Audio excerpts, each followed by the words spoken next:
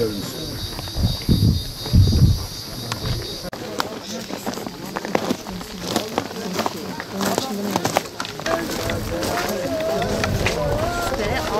Bir şey. Bir kadın vardı, kız hemen. O da böyle yukarıki şeyde oturuyordu yani. Evleri yukarıdaydı. O hep görmüş. Böyle saçlar, başlar böyleymiş, sakallar böyleymiş. Bir sürü gelmişler, hep onlar görmüş o kadın. Biz görmedik geldiklerini. Siz aşağıdaydınız. Allah sabırlar versin. Rabbim haklarını bırakmasın. Muhammed'im. İnşallah bırakmadı da. Sağ olun, sağ olun. Ömrünüz Rabbim uzun size olsun. sabır versin. Sizin ömrünüz uzun olsun. Yattıkları yerde size vere ömrü. Ne yapalım? Rabbim mekanlarını cennet etsin. Onlar inşallah Rabbim cennette kavuşturur sizi. Öldüler, sağ ol ya. Bir tane katil, bir tane çıkmadı 30 senedir. İnşallah çıkacak. Hepsini ortaya çıkaracak Allah. Burada çıkmazsa öbür tarafta çıkar. İnşallah. Karanlıkları bir gün aydınlığa çıkaracağız inşallah teyzeciğim. Ümidimizi kaybettik. Kendi halinden çalışıyordu herkes. Bütün İstanbul'dan gelmişlerdi. Herkes halindeydi. Herkes kendi halinde. Evet. Kimin onların burada kime zararı vardı ki? Kimse yoktu. Kendi ihtiyaçlarını görüyorlardı. Yani ama birileri beğenmedi. Birileri dedi yani nereden kim ne yaptıysa Rabbim hakkımızı bırakmasın. Amin. Yani biz de bu sıkıntıdan uzak değiliz. Biz de aynı sıkıntıyı görmüşüz. Bizim köyü de yaktılar. Bizi de köyden kovdular. Biz de yıllardır aynı sıkıntıyı aynı insanlardan yaşıyoruz. Dua et. Onlar yüce makamlarda teyze. Ağlama. Ağlama, dua et. Onlar bize şefaatçi olsun. Ama hiç yakalanmadılar. İnşallah biz onların peşini bırakmayacağız bacım. Hiç yakalanmadılar. Allah'ın yanında Allah onları yakalayacak. O züntikam.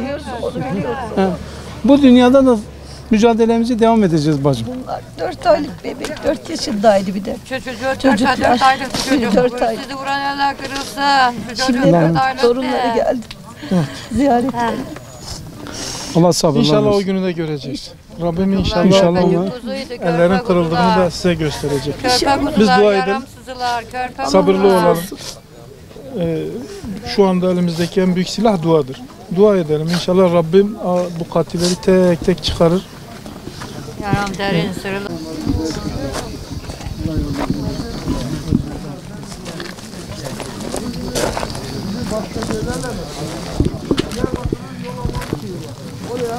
Bunu ama adaletin yerine gelmesini istiyoruz. Çünkü burada yatanlar da bizden o bekliyor.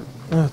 Çünkü mazlumun ahıyla Allah arasında hiçbir perde yoktur diye biliyorum. Yanlış Aynen. söyleyeyim. Aynen. Bu insanların çoğu çiftinde, çubuğunda televizyon yoktu o zaman. Radyodan yazın işinde olduğu için yazın haberleri bile girmiyordu. Şurada yatanların hiçbirisi doğru dürüst Sivas'ta, Madımak'ta şu oldu, bu oldu diyecek bir konumda bile değildi. Sivas nere, Başbağlar nere ya?